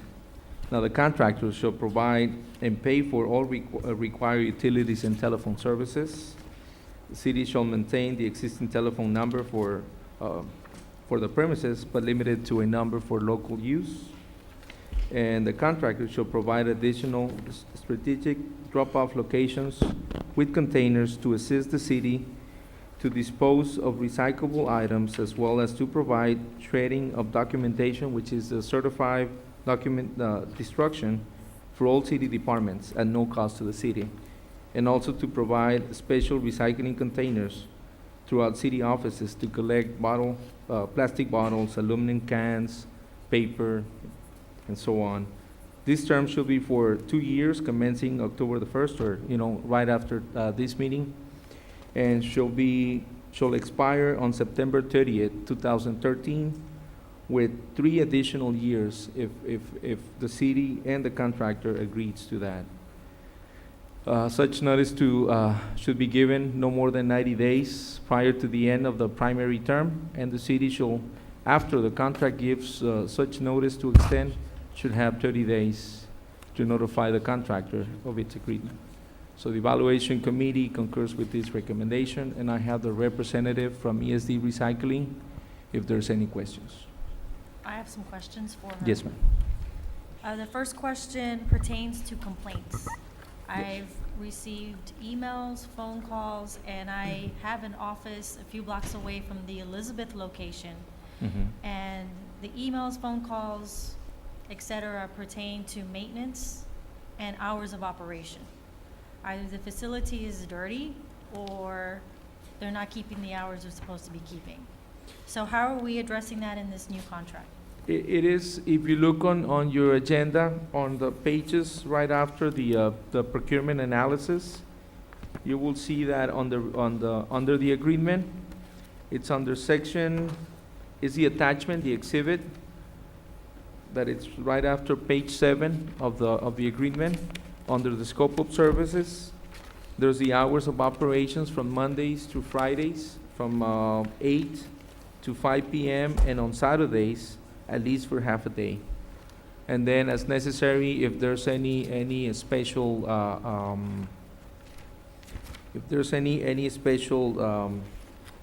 let me see where it's. Okay, who can people call to complain? I'm sorry. Who can people call? Okay, there's a number to the recycling side, and there's another number to Public Works, and there's always a number to City Hall when there's people that wants to complain about the hours of operation. You gotta understand also, we had a few issues last year and at the beginning of the year, where there were complaints about the site on Elizabeth having trash everywhere. The thing is, at night, people around the neighborhood, when their containers are full, they go and they drop or they throw the bags at the recycling center, thinking that, it's a trash place, not a recycling place. So those are some of the complaints we have. But we've been trying to address those complaints. Okay, and did our review committee try to negotiate, as far as the revenue this individual is making, did we try to acquire a certain percentage? Is there any way that we're making any rental income off of this? I know they're doing the city a service by providing recycling services for the community, but at the same time, I know that this company is most likely making money, so how is the city benefiting from that? We approach, this is what we did during the evaluation process. We had a presentation from ESD Recycling Center and also from Brownsville Scrap Paper. ESD Recycling happens to be the highest ranked firm. So when we negotiated with them, we approached them with trying to get something back. The thing is, in the past, we used to pay Allied Waste to manage the location on Elizabeth Street. As it is right now, we're saving money by having ESD at no cost. They don't pay rent, okay, but we also don't pay them to manage that location. But that's not only what they do. They also have locations throughout the city to help alleviate this drop-off location on Elizabeth. Now, to answer your question on the rates, and I have the representative from ESD Recycling. They're saying that sometimes it's so hard to make up for the cost associated with transporting all those recyclables to be how do you call it, to the main location, and then they have to, for example, the plastic bottles, they have to process them and then they have to resell them. They have to wait until there's the right time for that particular commodity to be out for sale. So what they're saying is, it's so hard right now in the market to make a profit, to be able to pay us back. And I have the representative to give us an explanation on that. And I know we approached the other company, they have the same issue. Hello. Hello. Commissioner, you have question. The same questions I posed. The Posed question him. is on the out of your profit, how come we couldn't get anything back? Okay. The process, it is very expensive. I am not sure if you are familiar with recycling process. We need injection molding machines, we need grinders, we need shredders, we need balers, we need densifiers, we need compactors, we need electricity, labor, diesel, insurance. Believe me, it had tremendous cost. I've been doing this for my last 26 years. And as Mr. Luna said, the city used to pay between, I believe, $6,000, $7,000 cost. And I'm not charging any cost. I'm not doing that much profits right now, but my company is doing another type of services, and that's how we survive. Okay, thank you. You're welcome. And let me ask you this. Yes, sir. The term of the contract is for 2 years. Would you all consider doing it less? In other words, there has been certain complaints that I think some of us have received with regards to the premises and the hours of operation. And I personally haven't had a chance to really had an opportunity to visit with anybody with that regard, but Commissioner Zamora brings up a good point. Would y'all consider a term less than the 2 years? No, not at this moment. And let me tell you, complaints, it was last year, because the way that somebody changed the walls or the fence, they make us, as a matter of fact, it wasn't a decision of ESD. Somebody designed an outside door container, and that's why all the trash and all the accumulation was. Believe me, the mistake, we fixed the mistake. We don't have that much complaint anymore. My office is about 3 blocks away from there, so I see it every day. Yeah, we have a lot of good people who give good comments, and we have bad people or people from the community. Believe me, in 26 years of experience trying to change the culture of Brownsville, believe me, I still not believe that I'm putting all my efforts and I still have pretty bad comments. But it's the culture of the people. It's a shame. I recognize the work you're doing, and I think you're doing a very good job. Thank you very much. You are appreciated. Thank you. And the primary term, at the end of the primary term, we're gonna come back, and if there's any negotiations that we have, I mean, that we can negotiate any agreements. There's a clause in there about the 90 days if it's necessary, okay? And it is attached to the agenda, so. That's what I was worried about, Robert. I see it's a 2-year with the opportunity to renew it for 3 years, but I think there are some issues, and I realize that Yes. a young lady who says that it's the culture of Brownsville, but It is. there's also issues on the other side. This is 2 different sides to this story, and I want to be able to have the opportunity to have a little bit more negotiation flexibility here. Yes. All right. Okay? I would approve. Second? We have a motion and a second to approve. All those in favor say aye. Aye. Aye. Opposed? Nay. Nay. Nay. Nay. Motion doesn't carry. Thank you. Okay.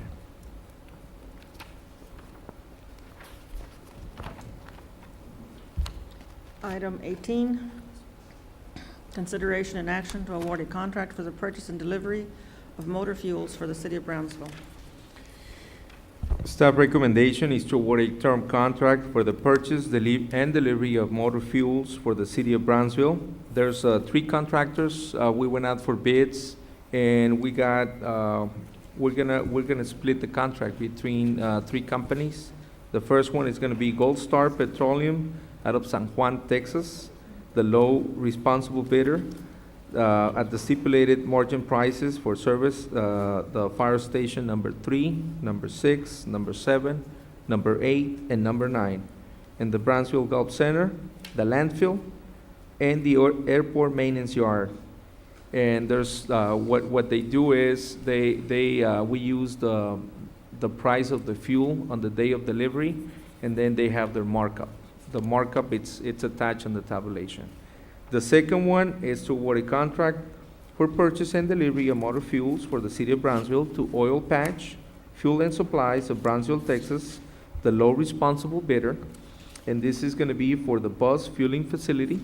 It's gonna be for the Brownsville Police Department. And it's also gonna be for the Public Works Yard, and it's gonna be for diesel fuel only. The third one is gonna be to award a term contract for the purchase and delivery of motor fuels for the city of Brownsville to Mansfield Oil Company of Gainesville, Georgia, the low responsible bidder, who will service the Public Works Yard, and this is gonna be for the unleaded fuel, and it's based on the margins stipulated on the tab sheet. The contract shall commence upon award by City Commission and shall expire September 30th, 2012, with the option to extend for 2 additional years. Funding for this project will be derived from the operating budget from each user department. Do I hear a motion? Motion to approve. Okay, second. Second.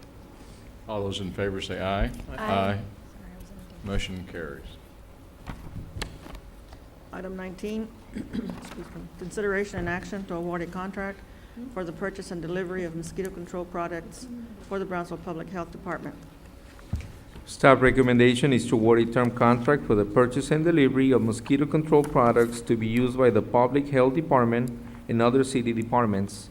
And this is to award a contract for the 4.0 plus 4.0 ULB to Adapco of Stanford, Florida, the low responsible bidder, at $20.95 per gallon. This contract shall commence upon award by City Commission and shall expire September 30th, 2012. And they have an option to extend for an additional 2 years. Funding for this procurement is available from Fund Number 532-708. Do I hear a motion? Second. Okay, all those in favor say aye. Aye. Any opposed? Motion carries. Item 20, consideration and action to award a contract for the purchase and delivery of computer equipment to be used at the new Public Computer Center at Brownsville Public Main Library. This procurement, it's under section 791.025 of the, under contracts and purchases, under the Texas Local Government Code. For bidding requirement, the bidding requirement has been already satisfied by the Texas Local Government Code under purchasing of cooperative agreement. And this is for the information of the Department of Information Resources. Staff recommends to award a contract for the purchase and delivery of computer equipment to be used at the new Public Computer Center at the Brownsville Public Library, that's the main library, and that's going to Dell Marketing LP of Austin, Texas, in the amount of $111,546. Now, this procurement reflects the DIR pricing. Funding, it's available 70% under ARA funding, and there's a matching of 30% that is coming out of account 150-7497-8382. And the administration of the Public Library Department concurs with this recommendation. Move to approve. Second. All those in favor say aye. Aye. Aye. All those opposed? Motion carries.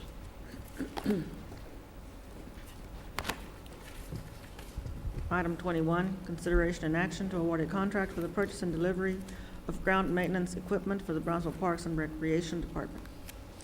This is also another procurement under Section 791-025 of the Local Government Code, but this is under BIBOR. That's under TASB, the Texas Association of School Boards.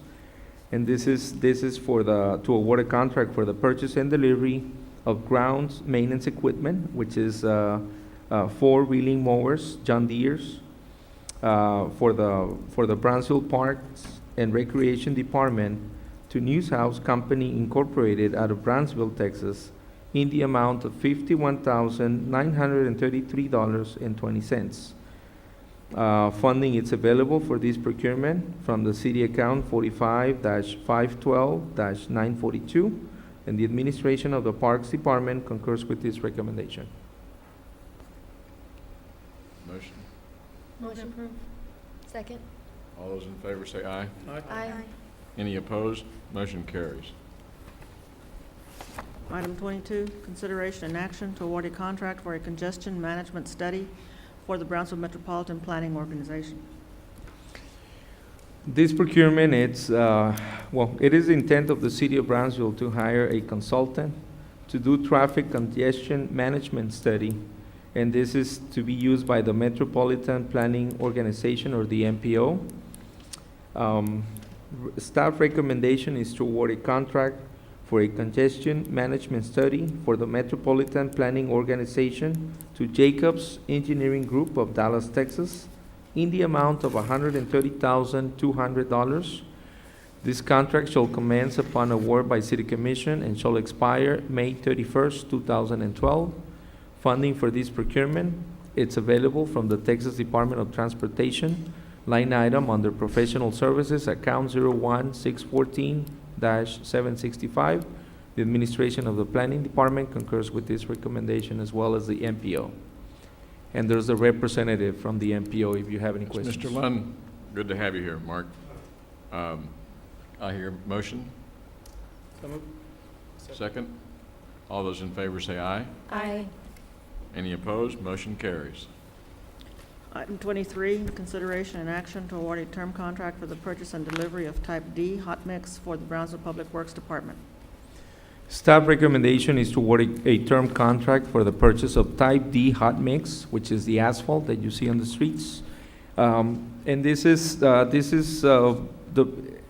we broke it down into the primary and the secondary vendor. The primary will be Frontera Materials Incorporated out of Elsa, Texas, the low responsible bidder, for $59.95 per ton for the Type D hot mix with limestone, and $59.95 per ton on the Type D with gravel. And this will be coming out of the 511 plant.